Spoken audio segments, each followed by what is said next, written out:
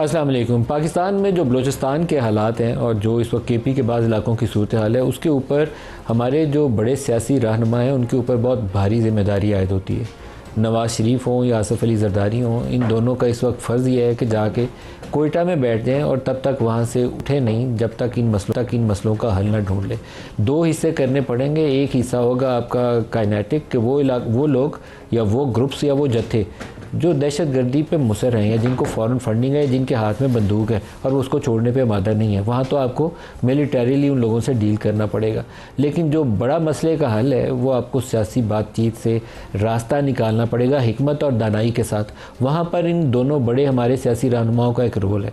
अगर ये रोल अदा नहीं करते, नवाज़ शरीफ बैठे रहते हैं कि नहीं मैं लाहौर में बैठा हूँ, मेरी सेहत अच्छी नहीं है, और जरदारी साहब प्रेसिडेंसी में बैठते हैं कि मेरी भी सेहत अच्छी नहीं है, किसी और का काम है, फ़ौज करे, ऑपरेशन उन्होंने करना है, हम पीछे से एक बयान दे के तो अपनी ज़िम्मेदारी पूरी हो जाएगी, तो ये इनकी बहुत बड़ी नाकामी होगी। ये इस पूरे सिस्टम से डिस्कनेक्ट हो जाएंगे, इनका ताल्लुक़ बरकरार नहीं रह सकेगा। ताल्लुक़ बरकरार रखने के लिए अपनी ज़िम्मेदारी निभानी पड़ेगी, और ज़िम्मेदारी इस मौके के ऊपर ये है कि लीड करें इस प्रोसेस को, जिससे वो थोड़ा सा हीलिंग टच जो होता है ना, हीलिंग टच वो ज़रूरत है। कहीं पे अगर कोई बस से उतार के कोई पंजाबियों को निशाना बनाए, किसी बस के ऊपर एफसी के जवानों को निशाना बनाया जाए, किसी पे गाड़ी के ऊपर एफसी बैठी हुई है उसको चुन के मारा जाए, या कुछ ऐसे काम किए जाएं, तो ये कोई मुल्क के दोस्त हो सकते हैं या खैरखा हो सकते हैं, नहीं हो सकते, ये दुश्मन है इस मुल्क के। लेकिन वहाँ पर आपको बड़ा अगर सियासी तनाज़ा नज़र आता है, एक सियासी बेचैनी नज़र आती है। कुछ लोग ऐसे हैं, जो कुछ ग्रुप्स ऐसे हैं जो पॉलिटिकल आइसोलेशन में चले गए, और वहाँ पर मिसिंग पर्सनस का भी एक इशू है, वो भी बुनियाद बन के एक इस चीज़ को और हवा देता है। तो वहाँ अगर पॉलिटिक्स ने अपना रोल अदा ना किया तो फिर इनकी जगह कोई और लेगा, फिर ये अपनी जगह बरकरार नहीं रख पाएंगे। या ऐसे जर्नलिस्ट, तो मेरा यही तज्जिया है, हमने दुनिया में इसके अलावा कुछ होता कभी देखा नहीं है, तो पाकिस्तान में भी अनहोनी की तवक्को नहीं रखनी चाहिए। जो आज प्रोग्राम में हमारे साथ शुरका हैं, सेनेटर साहब हैं पाकिस्तान तहरीक इंसाफ से, बिलाल अज़हर कियानी साहब हैं वज़ीर मुमलिकत हैं रेलवेज़ के, और सेनेटर कामरान मुर्तज़ा साहब हैं सीनियर रहनुमा हैं JUI से। सबको प्रोग्राम में खुशामदीद कहते हैं। बिलाल साहब, पहले तो आप ही की जमात से शुरू कर लेते हैं, हुक्मरान जमात आप हैं सर, सबसे पहले इस काम का आगाज़ आपको करना चाहिए। नवाज़ शरीफ आगे जाएँ, शहबाज साहब जाएँ, और हफ्ता 10 दिन बैठें कोयटा में जाके, निकले नहीं वहाँ से। जी बिस्मिल्लाहिर्रहमानिर्रहीम। नदीम साहब बहुत शुक्रिया जी अपने शो में दावत देने का। देखिए नदीम साहब, आपने देखा है कि जाफ़र एक्सप्रेस के साने के बाद प्राइम मिनिस्टर साहब गए भी, ख़ुद भी कोयटा गए, और उन्होंने वहाँ पे काफ़ी वक्त गुजारा, और बल्कि रीजनल पॉलिटिकल पार्टी समेत वहाँ पे एक मीटिंग भी की, डिस्कशन भी की, और ये भी साथ कहा कि आगे मशावरत के साथ हम आगे मज़ीद इस डायलॉग के सफ़र को जारी रखेंगे। फिर आपने देखा कि उनकी कैबिनेट भी वहाँ पे गई जब वो ख़ुद सऊदी अरेबिया गए हुए थे। तो वो एक, चाहे वो दहशतगर्दी के ख़िलाफ़ जंग हो, चाहे वो पॉलिटिकल डायलॉग हो जहाँ पे रिक्वायर्ड है, चाहे वो इकनॉमिक एम्पावरमेंट हो जहाँ पे रिक्वायर्ड है, उसके ऊपर तो तीनों चीज़ों पे फोकस हो रहा है। और आपने देखा जो सिक्योरिटी ब्रीफिंग भी पार्लियामेंट में हुई थी वो इसी के तनाजुर में हुई थी। तो मेरे ख़्याल से जी हमारी जमात, चाहे वो नवाज़ शरीफ साहब हों, चाहे वो शहबाज शरीफ साहब हों, PMLN हो, हमारी हुकूमत हो, हम फुली इस मामले की नोयत को समझते हैं, इसकी संजीदगी को समझते हैं, और इसके ऊपर फुली फोकस्ड हैं, और आपको इंशाल्लाह इसमें कोई कमी नज़र नहीं आएगी जी। डॉक्टर मायूं, क्या करना चाहिए? बिस्मिल्लाहिर्रहमानिर्रहीम, इय्याका नअबुदु व इय्याका नस्तईन। देखिए सिंपल सी बात यह है, किसी भी प्रॉब्लम का हल तब निकलेगा जब आप उस प्रॉब्लम की बेसिस तक नहीं जाएंगे। अगर आपका जूता आपको चुभ रहा है और मैं आपका कोड बदलता रहूँ, आपको पेन किलर देता रहूँ, आपको वो करता हूँ, वो थोड़ी देर के लिए आपको रिलीफ दे देगा, लेकिन जूता आपको तंग करता रहेगा, आप थोड़ी देर बाद फिर शिकायत करेंगे। सबसे पहले तो आपको अंडरस्टैंड करना चाहिए कि बलूचिस्तान का मसला क्या है। उसके लिए जब आप हिस्ट्री में जाते हैं आपको 2-3 चीज़ें मिलती हैं, और इसके जो मेन इश्यूज़ हैं वो 1960s में और 1970s में भुट्टो के ज़माने में स्टार्ट हुई थी। तो अब वो क्या ऐसी चीज़ें थी जो उस ज़माने में स्टार्ट हुई थी, उसको हम कैसे एड्रेस कर सकते हैं। अच्छा, वहाँ पे जाके बैठ जाने से कोई फ़ायदा नहीं है। If you do not understand the problem you will never solve it. एक मिसाल के तौर पे, मैं गलत ना लेना, लेकिन अगर एक नालायक स्टूडेंट होता है, उसको एक सवाल नहीं आता उसका जवाब, वो वहाँ पे 3 घंटे बैठा रहे, वो सवाल का जवाब नहीं करेगा जब तक उसको उसका जवाब मिल ना जाए या उसको बता दिया ना जाए या वो पढ़ ना ले। इसी लिहाज से हम पाकिस्तानी वो उस नालायक स्टूडेंट की तरह जिन्होंने इस बलूचिस्तान के प्रॉब्लम को पिछले, अब ये समझ ले कि 1970s ऑनवर्ड्स इसको सॉल्व नहीं किया। ठीक है, ये तकरीबन हमारे 54 ईयर्स हो गए, 55 ईयर्स हो गए, and we have not solve the issue of Balochistan. See how incompetent we are. अच्छा, उसके बाद फिर हम डायरेक्ट बार बार उसी के ऊपर उन्हीं को दोबारा कंप्लेन और दोबारा उनको पॉइंट आउट करते हैं कि आपकी गलती है। और फिर हम क्या कहते हैं? हम कहते हैं हम तुम्हें वहां से मारेंगे जहां से तुम्हें पता नहीं चलेगा, और फिर मार भी देते हैं। Do you think that will resolve the problem? No, it will not. So let's sit together, step back, अपनी गलतियां, हर एक ने गलतियां क्योंकि, अच्छा इसमें गलतियां किन की हो सकती है? गलतियां इनमें जो लोग इस वक्त कर रहे हैं उनकी भी गलती है, डेफिनेटली है। जो वहां के पॉलिटिकल पार्टीज और जो खासतौर पे वहां की पॉलिटिकल गवर्नमेंट थी जो सूबे की थी, उनकी भी बहुत बड़ी गलती है। उसके बाद जो फेडरल थी उनकी भी बहुत बड़ी गलती है, और फिर जो हमारे इदारे थे उनकी भी गलती है। इन सब को एज मिलकर आना पड़ेगा और वहां पे एड्रेस करना पड़ेगा। अगर आप ये नहीं करेंगे तो अच्छा, पार्लियामेंट में हम बिठा देते हैं, बहुत सारे लोग ऐसे हैं जिनकी रिप्रेजेंटेशन पार्लियामेंट में नहीं है। तो इसका तरीका क्या होगा? इसका तरीका ये है, आप ऑल जो एपीएस बुलाए और एपीसी बुलाए, उसमें सारे पॉलिटिकल अपनी अपनी पार्टी के जो हेड्स हैं उनको बुलाए, बिकॉज अगर वो 100 को भी रिप्रेजेंट करते हैं, उसके बाद आप बैठ के देखिए कि क्या उसका सोल्यूशन है। और ये याद रखिए, सोल्यूशन टेबल टॉक्स है। वजह आप जाएं, जिसको हम कहते हैं एविडेंस बेस्ड डिसीजंस, आप जाएं हिस्ट्री में जाकर देखें। 40 साल 1970 2000 तक 30 साल आईआरए ने ब्रिटेन के उसमें नाक में दम करके रखा था। एंड में क्या उसका डिसीजन हुआ? पॉलिटिकल डिसीजन हुआ। आप तमिल टाइगर्स के देख ले, पॉलिटिकल डिसीजन हुआ। आप जाके मनीला में देख ले, पॉलिटिकल डिसीजन हुआ। आप कहीं भी देख ले, इवन अफगानिस्तान में एंड में पॉलिटिकल डिसीजन हुआ है। कामरान मुर्तज़ा साहब, सर आप क्या तजवीज़ करते हैं, क्या करना चाहिए? देखिए, ये जो अपना हुमायूं साहब जो बता रहे हैं ना कि 60 से और 70 से, ये 60 और 70 से नहीं, ये 48 से ये मसला चल रहा है। और आज तक जो है इसको उस तरह से प्रॉपरली डील ही नहीं किया गया। जो मेडिसिन दी जाती है वो मेडिसिन काम नहीं करती है, या अभी तक काम नहीं की 75 सालों में।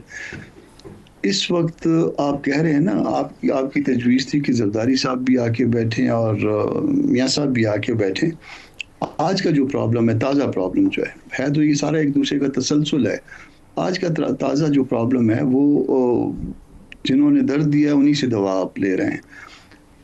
वजह उसकी ये है कि इस आज के मसले की वजह यहाँ पे जो आपने जो असम्बली बनाई है उसमें उसके 3 जो है वो 2 बेनिफिशरी हैं, और तीसरा भी खैर बेनिफिशरी है। एस्टैब्लिशमेंट ने सबको रास्ता बताया और उसके नतीजे में वो मुख्तलिफ तकसीम करके कि आपने फलां पार्टी में जाना है, आपने फलां पार्टी में जाना है, वो इलेक्टेबल को अब नोटिफाइड है मगर इलेक्टेड, इनफैक्ट इलेक्टेड नहीं है।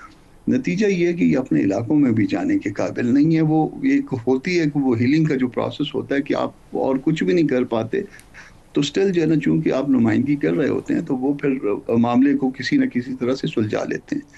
यहाँ पे ये कोयटा से बाहर निकलने के काबिल भी शायद नहीं है। आप ये कह रहे हो ना कि जरदारी साहब और मियाँ साहब आके यहाँ पे बैठे। आप पिछले 5-7 जो है ना हमारे सीएम्स देख लें और उनका वक्त देखें कि उन्होंने अपना वक्त जो है ज़्यादा उसका हिस्सा कोयटा में गुजारा है, क्योंकि सीएम थे वो बलूचिस्तान के ना, या कोयटा से बाहर गुजारा है। आपको जो है ना वो ट्रेंड पता चल जाएगा कि हम जो है वो हमने अपने सूबे को कभी अटेंड किया ही नहीं है। हम अपने वक्त का पेशतर हिस्सा जो है वो सूबे से बाहर गुजारते हैं, अगर और उसकी वजह पाकिस्तानी कौम ने देखना हो तो वो 3-4 जो बड़े सियासी रहनुमा हैं उनकी तरफ देखेगी। उसमें एक तरफ नवाज शरीफ नजर आएंगे, दूसरी तरफ जरदारी नजर आएंगे, एक तरफ आपको मौलाना फजलुर रहमान नजर आएंगे, और कहीं पर इमरान खान का इशू डिस्कस होगा तो जेल नजर आएंगे। तो हम तो इन लोगों से रखेंगे ना, ये आए और हीलिंग टच दें। आज देखिए, इमरान खान भी रेलेवेंट हैं, वो भी को के रेलेवेंट हैं, मगर आज का जो इशू है, आज का आप जो सूबाई असम्बलियों की कंपोजिशन देखें और साथ सबका माजी होता है कि कामरान जो है ना आज जेयूआई के साथ है, तो इसका माजी देखिए कि 5 साल पहले 3 साल पहले किसके साथ था, फिर उससे अगले 3 साल पहले, फिर उससे अगले 3 साल पहले, इस तरह जो है ना वो आपको सबका पता चल जाएगा। या जब उन पे कभी ये जब नवाज शरीफ ज़ेर अताब थी तो जो आज जो है ना वो जो बेनिफिशरी हैं नवाज लीग के, वो किधर थे। जो पीपल्स पार्टी जब कभी ज़ेर ताब होगी तो उसके जो बेनिफिशरी थे वो किधर थे, आज के जो बेनिफिशरी हैं। तो ये आप तो फिर सर वो आप क्या मेडिसिन तजवीज़ दे करते रहे हैं, क्या हैं करना चाहिए? जो बातचीत के अलावा मसला हल नहीं होगा, एक बात। और दूसरा जो है ना, वो आप उनको हक इख्तियार दें। आप ये ना करें, एक तो ये ना कि जी आप ये इस्लामाबाद में बैठ के समझते हैं कि हमें 4 नौकरियां दे देंगे और बस इसके ऊपर मसला ख़त्म हो जाएगा। आप मेरे वोट को ही जो है ना, उसका कोई एहतराम नहीं है। आप मेरे जो हक है, आप उसके साथ सिर्फ आज नहीं, हमेशा हमेशा से जो है ना वो एक ऐसा मजाक कर रहे हो कि जिस पे जो है ना मुझे ये एहसास होता है कि मैं वोट तो डालता हूँ मगर गिनती वो होता है, वो जिसकी मर्जी होती है, जो नक्शा बनता है उसके मुताबिक होता है। सबसे पहले मेरा वो हक बहाल करें, जिसको मैं वोट देता हूँ उसका जो है वो पता होना चाहिए कि उसी के मुताबिक गिनती हुई है। फिर इक़्तिदार उनके हवाले इख्तियार के साथ करें। फिर उसके बाद बाकी राइट्स का मसला, हम सिर्फ आपसे इन्फोर्समेंट मांगते हैं। हम कहते हैं कि आर्टिकल 4 को इन्फोर्स कर दें। मेरे साथ आप वो सलूक करिए जो आपके दस्तूर में है, जो आपके कानून में है। मुझे कानून से मावरा जो है डील ना करिए। मैं कहता हूँ मुझे बाई बुक लेके चले, मैं आपके साथ हूँ, मैं आपका सब्जेक्ट हूँ, मैं आपका शहरी हूँ। आप किताब से जो है ना मावरा चलते हैं तो फिर जो है ना मामला सीधे नहीं होंगे। आप कहते हैं कि जी ये मामला किताब के मुताबिक नहीं चल सकता। भाई क्यों नहीं चल सकता? अगर रियासत ये कहे कि मामला किताब के मुताबिक नहीं चल सकता तो फिर शहरी कहेंगे ठीक है आपने कह दिया कि किताब के मुताबिक नहीं चल सकता, फिर तो किताब हम पे भी बाइंडिंग नहीं है। ये बिलाल अज़हर कहनी साहब, ये सीरियस क्वेश्चन है। एक तो कहते हैं ट्रू रिप्रेजेंटेटिव नहीं है वहाँ पे गवर्नमेंट जो है, और दूसरा वो कहते हैं जो कॉन्स्टिट्यूशन इख्तियार और पावर्स देता है वो दें आप, हम उससे ज़्यादा तो कुछ नहीं मांग रहे। देखिए नदीम साहब, वो तो खैर अब अगर गवर्नेंस की हम देखें, बलूचिस्तान की अब इश्यूज़ देखें तो वो तो अब 18वीं तरमीम के बाद आपने देखा है कि सारी फिजिकल स्पेस भी ज़्यादातर आवाम से रिलेटेड या ग्राउंड से रिलेटेड जो इख्तियारात हैं गवर्नेंस के, वो भी सूबों के पास है। वो पंजाब में भी यही हकीकत है, बलूचिस्तान गवर्नमेंट रिप्रेजेंटेटिव है कि नहीं? ये देखिए वो तो अब इलेक्शंस के ऊपर, इलेक्शंस के नतीजों में गवर्नमेंट्स बनती हैं और उसके ऊपर चलें। अब उनकी एक राय है, तहफ़्फ़ुज़ात है लोगों के, वो एक अलग बात है। लेकिन पीटीआई का भी वही इशू है जो अभी JUI ने रेज़ किया, ये 45 और 47 वाला। देखिए वो तो नदीम साहब बात ये ना कि वो तो खैर बहरहाल मेरे ख्याल से जहाँ तक UIF की बात है तो उनका तो बुनियादी एतराज़ होना ही PTI के साथ चाहिए, क्योंकि जहाँ पे अगर UIF को महसूस होता है कि उन्होंने कहीं लूज़ आउट किया है तो वहाँ पे तो बेनिफिशरी PTI रही है। तो बहरहाल मैं तो जी सिर्फ ये कहता हूँ कि आप बलूचिस्तान में दोनों चीज़ों की ज़रूरत है, जी तीनों चीज़ों की बल्कि ज़रूरत है। कामरान साहब की बात ये बिल्कुल बजा है कि आप सिर्फ ये नौकरियाँ या इससे अकेले हल नहीं होगा, मगर ये भी ज़रूरी है। जहाँ पे आपने इकनॉमिक एम्पावरमेंट करनी है, आपने रोज़गार देनी है, आपने तालीम देनी है। प्राइम मिनिस्टर साहब ने वाज़े तौर पे कोयटा जब वो गए उन्होंने इस बात का जिक्र किया कि हमने जो भी डेवलपमेंटल नीड्स हैं, जो भी इकनॉमिक नीड्स है बलूचिस्तान की, कहीं पर भी अगर कोई पाकिस्तानी बच्चा है, अगर वो बलूचिस्तान में है, उसको अगर पंजाब या किसी और सूबे से कम मौके मिल रहे हैं तो वो कमी हमने पूरी करनी है, इसलिए कि वो पाकिस्तान का बच्चा है। तो ये तो एक पिलर है, ये अकेला काफ़ी है नहीं। आपने जहाँ पर कोई ग्रीवेंसेस हैं, रियासत का वहाँ का किरदार है, वो भी हमने पॉलिटिकल डायलॉग करना है। मगर मैं साथ ये ज़रूर गुजारिश करूँगा कि हरगिज़ भी हमें इन ग्रीवेंसेस को किसी भी दहशतगर्दी का जवाज़ नहीं बनाना चाहिए, और ये कोई जानबूझ के नहीं करता। दहशतगर्दी का तो जवाज़ ही नहीं, जवाज़ कोई नहीं है। मगर मैं ये इस बात का जिक्र इसलिए कर रहा हूँ क्योंकि कभी कभी हम ऐसा करते हैं, ये हमला इसलिए हुआ क्योंकि ये ग्रीवेंसेस हैं, उसकी कोई जस्टिफिकेशन जी। तो ये हमें इस चीज़ पे केयरफुल रहना चाहिए। ग्रीवेंसेस बिल्कुल है, उसको दूर करना रियासत का काम। जो एक शख्स को मारता है वो जुल्म करता है, बिल्कुल। कोई दहशतगर्दों को हमने दहशतगर्दों की तरह ही ट्रीट करना चाहिए, और जो भी दहशतगर्द दहशतगर्दी करता है, चाहे वो BL है चाहे कोई और है, उसकी मजम्मत भी हम सबको करनी चाहिए। बाकी हमने रियासत ने ग्रीवेंसेस भी एड्रेस करने, और मुआशी इकनॉमिक एम्पावरमेंट जो भी जहाँ जहाँ पे भी पाकिस्तान में बच्चा है, शहरी है, उसको देनी हमारी जिम्मेदारी है, बलूचिस्तान समेत। हुमायूं साहब जो 2-3 रोज़ पहले हम मिफ्ता इस्माइल से इंटरव्यू कर रहे थे, उन्होंने एक बात कही जो मुझे लगा कि एक बहुत सारे जो मुमकिन हल हो सकते हैं उसमें से एक हल वो भी उनका बड़ा मुनासिब था। उन्होंने कहा ये नौकरियां बांटने से, थोड़ा बहुत कुछ करने से वहाँ कुछ बदलने वाला नहीं है। 150-200 अरब रुपया कैश ट्रांसफ़र कर दो बलूचिस्तान के लोगों को, जितनी गरीब फैमिलीज़ हैं, मसला आधे से ज़्यादा उनका इकनॉमिक इशूज़ जो है इससे एड्रेस हो जाएंगे, जैसे BISP से आप करते हैं। तो ये बुरी तजवीज़ नहीं है, आप 200 अरब रुपया कैश ट्रांसफ़र करें। 12-12 हज़ार 14-14 हज़ार रुपये की खातिर उन लोगों ने बंदूकें उठाई हैं जो पहाड़ों पर चढ़े, तो उनको आप 15-20 हज़ार दें तो ये बुरा सौदा नहीं है। देखिए इस तरह है कि यूनिवर्सिटी ऑफ इंडियाना में एक रिसर्च पेपर लिखा गया था, उन्होंने 7 कॉजेज़ ऑफ टेररिज्म लिखे, रूट कॉजेज़ ऑफ टेररिज्म। उसमें पहला है पावर्टी, जैसे आप कह रहे हैं, दूसरा है परसिक्यूशन, तीसरा है ऑपरेशन, चौथा है पॉलिटिकल विक्टिमाइजेशन एंड इंस्टेबिलिटी, पांचवा है ह्यूमन राइट्स वायलेशन, छठा है ऑक्यूपाइंग फोर्सेस और सातवां है आइडियोलॉजी, जो कि आप कहते हैं कि एक लेट्स से एक belief of religion to another belief of religion. ये 7 उन्होंने बेसिक चीज़ें की हैं। बलूचिस्तान में पहली पांच पूरी पाई जाती हैं। परसिक्यूशन भी हो रही है, ऑपरेशन भी हो रही है, ह्यूमन राइट्स वायलेशन भी हो रही है, पावर्टी इंतहा की है। The richest province of Pakistan has the poorest. अच्छा, इसकी वजह मैं बिलाल से यहाँ एग्री करता हूँ, इसकी वजह उनके अपने लोग हैं। आप किसी भी बलोची पार्लियामेंटेरियन से मिल लें, उनसे ज्यादा मालदार लोग हमारे पार्लियामेंटेरियंस नहीं हैं। ऑन एन एवरेज अगर आप पार्लियामेंटेरियन की वर्थ निकाल लें, एक्चुअल वर्थ निकाल लें, उनके जो गाड़ियां या उनके घड़ियां या उनसे करके देख लें, they are the richest of all. ठीक है, how can that be possible कि जब पाके, ठीक है वहाँ का एक सिस्टम था, वो एक सरदारी सिस्टम था, सारा चीज़ था। फिर अभी कामरान मुर्तज़ा साहब ने 1-2 बातें की। देखिए 1948 से जो बात थी ना, वहाँ पे एक का जो 1948-50 के दरमियान में वो 2 भाइयों के दरमियान में छोटा सा मसला था, उसको फिर हो गया। फिर 1950s में एक छोटा सा मसला वो हो गया था। लेकिन मेन इसका मसला जब स्टार्ट हुआ था ना, वो स्टार्ट हुआ था 1960s में, और असल जो BLA स्टार्ट हुई है वो 2000 में स्टार्ट हुई है। और BLA जो है ना, ये एक किस्म का, ये समझ ले कि इसका प्रिकर्सर बलोच स्टूडेंट ऑर्गेनाइजेशन है जो 1960s में हुई थी, ये उसकी हुई थी। और इसको ज़्यादा इसने आग पकड़ा है जब भुगती को किया, उसके बाद इन लोगों ने ज़्यादा वो किया है। उसके बाद जिस तरीके से वहाँ पे चीज़ें हो रही हैं, आपको भी पता, मुझे ये तो हमारे पिछले 20 साल की बात है ना, इसमें ये सारी चीजें हो रही है। तो अगर आप देखें तो मैं मिफ्ता साहब से इन अ वे एग्री करता हूं, लेकिन ये नहीं है पैसे बांट देना। पैसे बांट देने से पैसे खर्च हो जाएंगे। देखिए इससे ज्यादा जुल्म क्या चीज है कि सुई से गैस निकल रही है और सुई वाले सबसे ज्यादा बेचारे वो हैं। हम लोगों ने जुल्म किए हैं, सबने किए हैं। उसकी परसेप्शन एक जरूर बनती है, परसेप्शन ये बनती है कि हमारे जो हुक्मरान है, जो फेडरल हुक्मरान है, उनका ज्यादातर का ताल्लुक जो है ना वो वहां से नहीं है।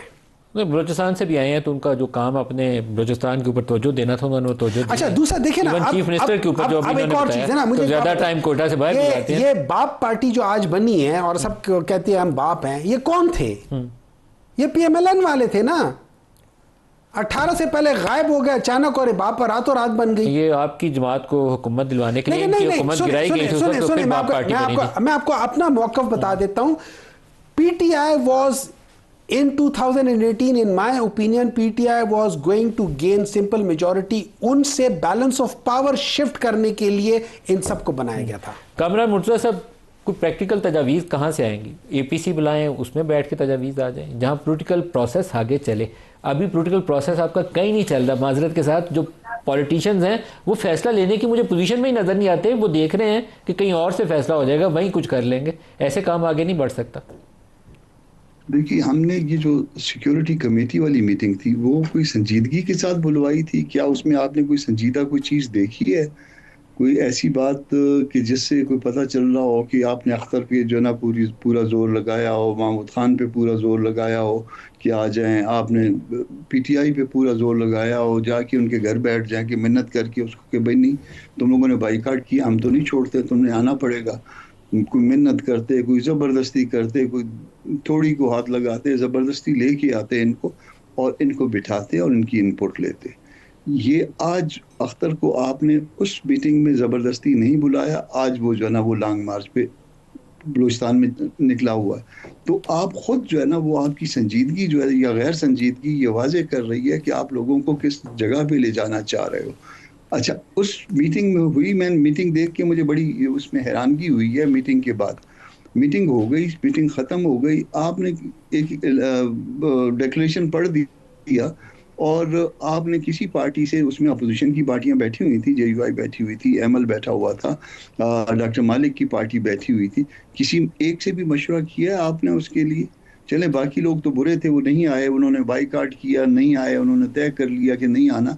जिससे हुकूमत की हाथ मजबूत हो जाएंगे। जो कहते हैं कि जी हम बात करने के लिए तैयार हैं, आपने उनमें से किसी से मशवरा करके उसको वो डिक्लेरेशन दिया, नतीजा क्या हुआ? नतीजा ये हुआ, इधर आपने वो जो ना डिक्लेरेशन दिया, उधर से जो ना कंट्रडिक्शन आ गए कि हम तो इसमें शरीक नहीं थे, ये तो हमसे मशवरे इसके साथ नहीं हुआ। तो ये आपकी संजीदगी या गैर संजीदगी का जो ना ये इजहार यहाँ से हो जाता है। आप बुलवाते हैं लोगों को, मिन्नत आप करते एक हैं, दो स्टेप चार भी दिन तो और ले तजवीज़ करें लेते कि जिससे मसला आगे चल पड़े। कामरान साहब क्या करें कि ये आगे हल की तरफ चल पड़े? इमीडिएटली 3 बातें हो सकती हैं, और उसमें जो है ना वो आपको जो है अपने उससे नीचे आना पड़ेगा, लोगों की मिन्नत करनी पड़ेगी। ऑल पार्टीज बुलवा सकते हैं, पार्लियामान के दोनों उसमें हाउसेस का इकट्ठा इजलास बुलवा सकते हैं, अलग अलग भी बुलवा सकते हैं, बाद में उसको ज्वाइन कर लीजिए ईद के इमीडिएटली बाद, या फिर इसी सिक्योरिटी कमेटी, मगर जाके लोगों को मनाएं और लेके आए।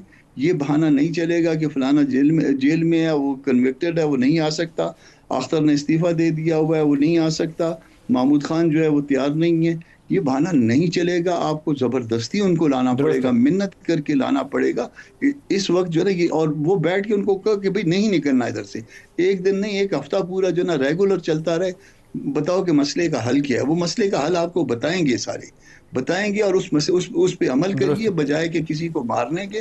वो जो मसले का हल बताएंगे उसके ऊपर पर चलिए, उसको अमल करिए, इंशाल्लाह ठीक होगा। बिलाल साहब, ये बड़ी प्रैक्टिकल इन्होंने बात की है कि एपीसी बुलाएं, जॉइंट सेशन बुलाएं, वहाँ बिठा लें सारों को, एनएससी बुलाएं, लेकिन सारे लोगों को बुलाएं जो पहले नहीं थे। जी देखिए, और हल जब तक नहीं मिलता वहाँ से उठे नहीं। देखिए मालिक साहब, सबसे पहली बात यह कि जो मुलाकातें अभी तक या मीटिंग्स हुई, एक सिक्योरिटी ब्रीफिंग हुई, प्राइम मिनिस्टर साहब कोयटा गए, उससे पहले उधर वो भी जमातें मौजूद थी, अब्दुल मालिक बलूच साहब थे, दीगर और लोग थे जो पार्लियामान में नहीं भी, उनसे भी एक नशिस्त हुई, सिक्योरिटी ब्रीफिंग इटसेल्फ भी हुई, और आगे भी अगर चाहे वो जॉइंट सेशन ऑफ पार्लियामेंट हो, चाहे वो ऑल पार्टीज कॉन्फ्रेंस हो, आई एम श्योर ये किसी भी शेप के अंदर मज़ीद डायलॉग होना चाहिए और हो सकता है। मालिक साहब, बात है ना वो नदीम साहब माजरत, बात ये है कि मेरे नज़दीक जब ये कोई कहे ना किसी ने कोई एफर्ट की ले जाने की, किसी का एहसान नहीं था उस मीटिंग में आना, उनका फ़र्ज़ था। माजरत के साथ सिक्योरिटी ब्रीफिंग हुई है, सानिया हुआ है। आप रोज़ाना कहते हैं कि पार्लियामान के अंदर आके सिक्योरिटी फोर्सेज आके या हमें ब्रीफिंग दी जाए, हमारे सवालात का जवाब दिया जाए। जब वो मौका था, जब आपकी जिम्मेदारी थी वहाँ पर होना एक संजीदा इशू के ऊपर, तो आप वहाँ पे नखरे करके या बहाने बना के बाहर बैठना माजरत के साथ मेरे नज़दीक जस्टिफाइबल नहीं है। क्या इसके बावजूद एफर्ट होनी चाहिए कि सबसे ज़्यादा कंसल्टेशन हो? बिल्कुल होनी चाहिए, मगर मेरे ख्याल से इट्स इनएक्सक्यूजेबल कि जो लोग पार्लियामान में हैं वो उस दिन सिक्योरिटी ब्रीफिंग में ना आए, वो एब्डिकेशन ऑफ देयर रिस्पॉन्सिबिलिटी है। नॉनदलेस जितनी कंसल्टेशन ज़्यादा हो सकती है हमें करनी चाहिए, और इंशाल्लाह हम ज़रूर कोशिश करेंगे। मेंगल साहब, बिलाल अजहर कैनी साहब, हुमायूं अहमद साहब और कामरान मुर्तज़ा साहब, एक ब्रेक करीब आ गई। आप तीनों का बहुत शुक्रिया। ब्रेक से वापस आएंगे तो डॉक्टर फैसल सुल्तान और बशीर फारूकी साहब हमारे साथ होंगे। एक ब्रेक ले लें, हमारे साथ रहिएगा।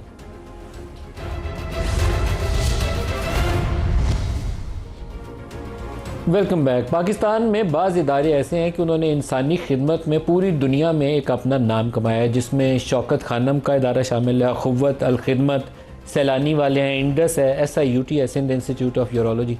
इन इदारों ने पाकिस्तानी अवाम की बहुत खिदमत की है, और पाकिस्तान में आप सब लोगों को मैं इस प्रोग्राम की वसातत से दरख्वास्त भी करना चाहूँगा कि इनको अपने सदक़ात देते हुए, ज़कात देते हुए इन इदारों को भूलिए मत। शौकत खानम से ही इस वक्त हमारे साथ डॉक्टर फैसल सुल्तान है, पाकिस्तान के साबिक़ वज़ीर सेहत भी हैं। डॉक्टर साहब अस्सलाम वालेकुम। वालेकुम अस्सलाम नदीम साहब, कैसे हैं आप? बहुत शुक्रिया आपका। डॉक्टर साहब, शौकत खानम के हवाले से कौन से नए प्रोजेक्ट सामने हैं और लोगों की ज़कात सदक़ात किस मद में इसका मसरफ़ होगा? थोड़ी सी वजाहत हो जाए ऑनलाइन और लोगों से अपील भी हो जाए। बहुत शुक्रिया जी। एक तो लगातार पेशावर और लाहौर के जो कैंपसेस चल रहे हैं, इसमें जो गरीब मरीज़ों का इलाज हो रहा है, ये तो एक लगातार चलती हुई नीड है, ऑन गोइंग नीड है। ये प्रोजेक्ट चल रहे हैं और इसमें लोगों की खिदमत हो रही है, तो ये तो बहरहाल मौजूद हैं ही। लेकिन इस वक्त जो निस्बतन बड़ा प्रोजेक्ट पैसे के हिसाब से और साइज़ के एतबार से हम बना रहे हैं, वो कराची का हॉस्पिटल है जो ज़ेर तामीर है। उसका ग्रे स्ट्रक्चर मुकम्मल है और उसकी फिनिशिंग वर्क्स जारी है, और हमें उम्मीद है इंशाल्लाह कि अगले 1.5-2 साल में हम उसको भी पाया तकमील तक ले जाने में कामयाब हो जाएंगे। तो ये वो मुख्तलिफ चीज़ें हैं। ब्रीफली तो मैं आपको यही बता सकता हूँ, और अपील मेरी ये है कि जैसे आपने फरमाया कि पाकिस्तान के अंदर बहुत अच्छे फलाई इदारे हैं, और बहुत सौ का नाम आपने लिया और चंद और भी हैं यकीनन। तो मैं हमेशा लोगों को कहता हूँ कि फ़राख दिली का मुजाहरा कीजिए, और पाकिस्तान में वाकई ही ये इस फ़राख दिली का मुजाहरा किया जाता है। तो जहाँ तक शौकत खानम का ताल्लुक है, मैं इतना कहूँगा कि हम शफाफ इदारा हैं, हम अपने अकाउंट्स अपने वेबसाइट पर डालते हैं, हर साल डालते हैं। पिछली 3 दहाइयों के हर साल का अकाउंट मौजूद है। इस साल का ऑडिट जारी है, गुज़िश्ता यानी 2024 का, जो ही वो मुकम्मल होगा वो भी डाल देंगे। उसके अलावा हमने इदारे को वेरियस सर्टिफिकेशंस के थ्रू गुजारा है, joint commission, college of American pathologist वगैरह। तो इस सारी चीज़ का मकसद ये है कि हम अपने डोनर को ये तसल्ली दिला सकें, कॉन्फिडेंस दिला सकें कि जिस कॉज को आप सपोर्ट कर रहे हैं ना सिर्फ वो शफाफ है बल्कि हाई क्वालिटी भी है। शौकत खानों को पूरी दुनिया से फंडिंग आती है। डॉक्टर साहब, सालाना कितनी रिक्वायरमेंट्स है आप लोगों की, और अभी तक कितनी कलेक्शन हो चुकी है, कितनी मजीद दरकार है, कराची के लिए कितना और चाहिए? ये जो रवां साल है जी 2025, इसमें तकरीबन 38 अरब रुपया 38 बिलियन रुपीस दरकार है, जिसमें से 35 के करीब जो है वो लाहौर और पेशावर को चलाने के लिए है, इन दो प्रोजेक्ट्स को, और तकरीबन 3, साढ़े 3, 4 अरब इसके लगभग जो है हमें इस साल में जो कराची में फिनिशिंग करनी है काम, उसमें दरकार है। और इसमें ज़ाहिर है अभी तो साल का निस्बतन शुरू है, ज़कात का जो सीज़न है, एक तरह से रमज़ान में लोग ज़्यादा देते हैं ज़कात, वो जारी है। मैं आपको इतना बताते हुए खुशी महसूस करता हूँ कि लोग, हमारे जो डोनर सपोर्टर्स हैं, वो बढ़ चढ़ के इसमें हिस्सा लेते हैं, और इस साल भी उन्होंने गुज़िश्ता सालों की तरह बल्कि उससे भी बढ़ के हिस्सा लिया है। एदाद व शुमार तो इंशाल्लाह साल के आखिर पर ही पता चलते हैं, लेकिन जो भी हमारे टारगेट्स हैं, हदफ हैं, हम उसके मुताबिक ही चल रहे हैं। जो 35 अरब लाहौर और पेशावर के लिए चाहिए आपको सालाना, ये बहुत बड़ी रकम है। कितना इसमें से पाकिस्तान से इकट्ठा हो जाता है? इसमें से जी तकरीबन आधे के करीब पाकिस्तान से इकट्ठा होता है, तकरीबन अप्रॉक्सीमेटली अगर हम रुपी फिगर्स में गिने, और तकरीबन इतना ही जो है वो बैरून मुल्क से आता है, 3, 4, 5 ममालिक मिला के जो मेजर हैं, जो बाकी छोटे ममालिक में से भी आता है। डिपेंड करता है पाकिस्तानी पॉपुलेशन किस जगह ज़्यादा है, वहीं से ज़्यादा डोनेशंस और अतियात और ज़कात आते हैं। तो इस वक्त तो तकरीबन इसकी जो औसत है अप्रॉक्सीमेटली हाफ एंड हाफ है। एक ज़माने में थोड़ी सी ज़रा ये 70% पाकिस्तान के अंदर होती थी, लेकिन उसमें ये भी हुआ है कि चूँकि डॉलर और ये जो फॉरेन करेंसीज़ के रेट ऑफ एक्सचेंज चेंज हुए हैं, तो हम रिपोर्ट चूँकि रुपए में करते हैं, तो वो फिगर थोड़ी सी बढ़ी हुई नज़र आती। लेकिन दोनों तरफ से है जी, बैरून मुल्क से भी है और विद इन पाकिस्तान फिर भी बहुत बड़ा नंबर है। इसका मतलब है कि 35 में से ऑलमोस्ट हाफ 18 अरब आप पाकिस्तान से इकट्ठा करते हैं। डॉक्टर साहब, सिर्फ एक लास्ट ये बता दीजिए कि अगर किसी ने कोई इक्विपमेंट फाइनेंस करना हो, कोई रूम फाइनेंस करना हो, या कोई मील फाइनेंस करने हो, कुछ इलाज के लिए किसी पेशेंट को फाइनेंस करना हो, ये वाली ऑप्शंस भी दस्तयाब हैं? बिल्कुल जी, ये तमाम चीज़ें जो आपने जिनका जिक्र किया, ये बिल्कुल हमारी वेबसाइट पे हैं। आप मील से लेके, इक्विपमेंट से लेके, स्पेसिफिक मरीज़ तक को स्पॉन्सर कर सकते हैं, और कंस्ट्रक्शन में भी आप अपना हिस्सा डाल सकते हैं। तो हमारी वेबसाइट पे ये सारी डिटेल्स मौजूद हैं, जो अपनी पसंद, अपनी टेस्ट और अपनी बजट के मुताबिक आप उसमें देख सकते हैं। बहुत शुक्रिया डॉक्टर फैसल सुल्तान हमारे साथ शामिल हुए। एक दफ़ा दोबारा दोहरा दूँ कि चंद एक इदारे हैं जिनका मैं नाम ले रहा हूँ, इसके अलावा और भी बहुत सारे इदारे हैं जो आपसे नज़दीक तरीन, जिसके ऊपर सबसे ज़्यादा आपको भरोसा है, लेकिन करिए ज़रूर, चाहे 1 रुपये से करें या 100 से करें, लेकिन अपना हिस्सा ज़रूर डालिए। शौकत खानम है, अखुवत वाले हैं, अल खिदमत वाले हैं, सैलानी वाले हैं, इंडस है, SIUT है, और इस तरह के और भी इदारे हैं जो पाकिस्तान में लोगों की बहुत खिदमत कर रहे हैं। मैं सैलानी का नाम ले रहा हूँ तो बशीर फ़ारूकी साहब बहुत नेकी का काम करते हैं, और उन जगहों पे खाना और राशन पहुंचाते हैं जहां बहुत ही वल्नरेबल एरियाज़ हैं, जहां तक रसाई करना मुश्किल है बाकी लोगों के लिए, ये वहां तक राशन और खाना पहुंचाते हैं। तो आज के प्रोग्राम में 27वीं शब है, तो हमने इनको दरख्वास्त की कि हमारे साथ शामिल हों, और जो मौजूदा हालात हैं मुल्क में, जो दहशत गर्दी की फ़िज़ा है, उसके ऊपर भी इनसे बात की जाए, और एक दुआ की भी दरख्वास्त करें कि मुल्क में अमन व अमान और बेहतरी के लिए और मुस्लिम उम्मा के लिए दुआ भी मांगी जाए। बशीर फ़ारूकी साहब, अस्सलाम वालेकुम, आपका बहुत शुक्रिया, आप हमारे साथ शामिल हो रहे हैं। ये फरमाइएगा कि ये जो मौजूदा दहशत गर्दी की फ़िज़ा है मुल्क के अंदर, उसका क्या हल है? कुछ अपने लफ्ज़ों में, कोई इस्लामी तालीमात की रोशनी में कुछ अर्शाद फरमाइए। बिस्मिल्लाहिर्रहमानिर्रहीम। ये दहशत गर्दी, ये तखरीबकारी पूरी दुनिया में काबिल मज़म्मत है, और फिर मुसलमानों को मुसलमान मारें, ये तो इंतहा दर्जे की जो है दर्दनाक जो है कहानी है। हमारा मुल्क वैसे ही बहुत सारी परेशानी में घिरा हुआ है, और फिर इसके साथ जो है वो ये सब कुछ हो रहा है, जो क़यामत हमारे बलूचिस्तान में टूट रही है, हमारे KPK में टूट रही है। हमारे फ़ौज के जवान रोज़ाना हमारी सरहदों पर शहीद किए जा रहे हैं, हमारे अस्करी इदारे के, हमारे पुलिस वाले शहीद किए जा रहे हैं। तो बुनियादी बात तो ये है कि अगर आप कहेंगे कि इनके लिए क्या कहेंगे, तो इनके लिए यही कहेंगे कि अल्लाह इनकी इस्लाह फरमाए, और जो दुनिया में बड़े बड़े मसले हैं उसका हल जो है टेबल टॉक से होता है। तो जहाँ रियासत बहुत सारी बातें बर्दाश्त करती है, माजी में भी देखा गया कि रियासत ने जो है ऐसे इदारों से, ऐसे लोगों से जो है वो टेबल टॉक की है। तो हम तो यही कहेंगे कि किसी तरह से भी रोज़ आमने सामने की जंगों में इसमें हमारे मेजर भी, जनरल भी, हमारे जो कप्तान भी, हमारे कर्नल भी सब शहीद हो रहे हैं। तो ये रोज़ का सिलसिला उस वक्त ख़त्म होगा, लगता ऐसा है कि जब तक मुज़ाकरात ना हो। मुज़ाकरात हो जाएं, चाहे वो किसी तरह से भी हो, कैसे भी हो, किस अंदाज में भी हो, लेकिन मुज़ाकरात होनी चाहिए ताकि आपस में टेबल टॉक के ज़रिए ये जो खून खराब है वो रुक सकता है। दुआ है कि अल्लाह ताला हमारे हुक्मरानों को भी, सियासतदानों को भी और ज़िम्मेदारों को एक प्लेटफार्म पर बिठाए और फिर बैठ कर जो है इस बात को फैसला करेंगे इस मसले का हल क्या करें, क्योंकि एक जान का चला जाना पूरी इंसानियत की जानों का चला जाने के बराबर है। ये बात किसी ने नहीं की, कुरान पाक ने की है। बशीर फारूकी साहब, जो कुरानी तालीमात हैं उसको अगर सामने रखूं तो वो लोग जो बम फोड़ते हैं, एक इनोसेंट सिविलियन को शहीद करते हैं, या फ़ौज के एक सिपाही को जो नाके पे खड़ा है हमारे अपने लोगों की हिफाजत के लिए खड़ा है उसको शहीद करते हैं, उसके लिए कुरान पाक में क्या हुक्म है? सर ये तो सारे बेकसूर हैं हमारे, जो जितने भी फौजी हैं, जितने अवाम हैं। तो इस्लाम ने तो, मैंने आपका सूरह माइदा उठा ले, एक आदमी की जान बचाना रूए ज़मीन के इंसानों की जान बचाने के बराबर है। एक इंसान को मार देना रूए ज़मीन के इंसानों को मार देने के बराबर है। तो ये तो मोटा सा जवाब है कि इस्लाम तो यही कहेगा। इस्लाम जिस मलिक साहब जिस इस्लाम के हम मानने वाले हैं उसने तो हमें चूंटी को मारने का भी मना फरमाया है, जबकि चूंटी हमारे पाँव में आ जाती है, मर जाती है, लेकिन जानकर चूंटी मारना भी इस्लाम ने मना किया है। तो इंसान की तो क्या बात करेंगे, वो तो अशरफुल मखलूकात है। बिल्कुल आखिर में आ गए हैं। आपसे बशीर फारूकी साहब दरख्वास्त ये करनी है कि दुआ फरमाइए अल्लाह पाक ये रमज़ान के आखिरी ताक रातों की बरकत से पाकिस्तान और मुस्लिम उम्मा में अमन और सलामती अता फरमाए।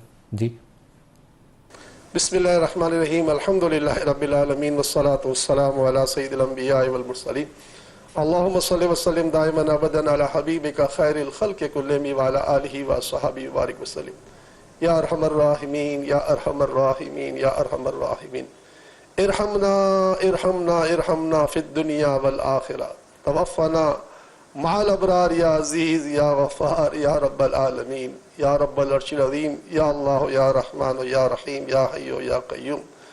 अल्लाहुम्मा इन्नी असअलुका बिअन्ना लकल हम्द ला इलाहा इल्ला अंता वहदका ला शरीका लक, या हन्नान या मन्नान, या बदियस समावाति वल अर्दि या ज़ल जलाली वल इकराम, या बदियस समावाति वल अर्दि या ज़ल जलाली वल इकराम, या बदियस समावाति वल अर्दि या ज़ल जलाली वल इकराम, या हय्यो या क़य्यूम, या हय्यो या क़य्यूम, या हय्यो या क़य्यूम, बिरहमतिका नस्तगीस, बिरहमतिका नस्तगीस, बिरहमतिका नस्तगीस। ए इज़्ज़त वाले, ए रहमत वाले, ए फजल वाले, ए करम वाले, ए एहसान वाले, ए हमें हमारी माओं से ज़्यादा चाहने वाले, ए गिरतों को उठाने वाले, रोतों को हंसाने वाले, भूखों को सैर और प्यासों को सैराब करने वाले परवरदिगार, तेरे करोड़ एहसान की ज़िंदगी में तूने एक बार फिर हमें शब कदर की रात अता फरमाई। और इस रात में हम तेरी बारगाह में दुआ करते हैं।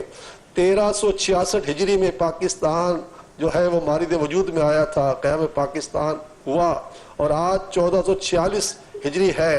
पूरे 80 साल पाकिस्तान को बने हुए हो गए। मालिक मौला हमारे वतन पर तू नजर रहमत कर दे, इस क़यामत खेज दहशत गर्दी से छुटकारा दे, तखरीब कारी से छुटकारा दे, आपस की नफरतों से छुटकारा दे, पाकिस्तान में फैली हुई बेरोजगारी का खात्मा फरमा। इस वतन अजीज़ के लिए न जाने कितने लाखों लाख लोगों ने जाने दी। 90 साल तक इस वतन अजीज़ की कोशिशों में इस्तेसाल बर्दाश्त किया। अब ये करीम वतन हमें तूने दिया है, हमें इस वतन की हिफाजत के लिए गैब से हमें मददगार अता फरमा दे। आज फरिश्तों की आमद की रात है, ये नुज़ूल मलाइका है, तुझसे दुआ है परवरदिगार बस पाकिस्तान पर अपना करम कर दे और पूरे आलम इस्लाम के मुसलमान, कश्मीर हो या फ़लस्तीन हो, यमन हो या शाम हो, सब पर अपना करम कर दे, फजल कर दे, रहम कर दे। और सबसे बुनियादी बात ये मालिक, हम मुसलमानों में इत्तेफाक और इत्तेहाद पैदा कर दे, हमारा खोया हुआ वक़ार हमें दोबारा अता कर दे, हमारा गया हुआ रूह हमें दोबारा अता फरमा दे। आज की रात की बरकत से हम सारी उम्मत की बख्शिश और मग़फ़िरत फरमा। क़याम पाकिस्तान के लिए जिन्होंने कुर्बानियाँ दी उन सब के दर्जात बुलंद फरमा। हज़रत कायद आज़म मोहम्मद अली जिन्ना रहमतुल्लाह ताला अलैह, हज़रत अल्लामा इकबाल अलैह रहमतुर रहमान, और जिन्होंने भी पाकिस्तान के लिए कोशिश की, सबको दोनों जहान में इनको इज़्ज़तों से और सरफराज फरमा। आमीन आमीन आमीन या रब्बल आलमीन। व सल्लल्लाहु तआला अला खैर खल्क़िही मुहम्मद व अला आलिहि व अस्हाबी अजमईन बिरहमतिका या अरहमर राहिमीन ला इलाहा इल्लल्लाह मुहम्मदुर रसूलुल्लाह सल्लल्लाहु तआला अलैहि वसल्लम। बशीर फ़ारूकी साहब, आपका बहुत शुक्रिया, और मैं इन्हीं डॉक्टर बशीर फ़ारूकी साहब की इसी दुआ के साथ आज के प्रोग्राम से इजाज़त चाहूँगा। अल्लाह।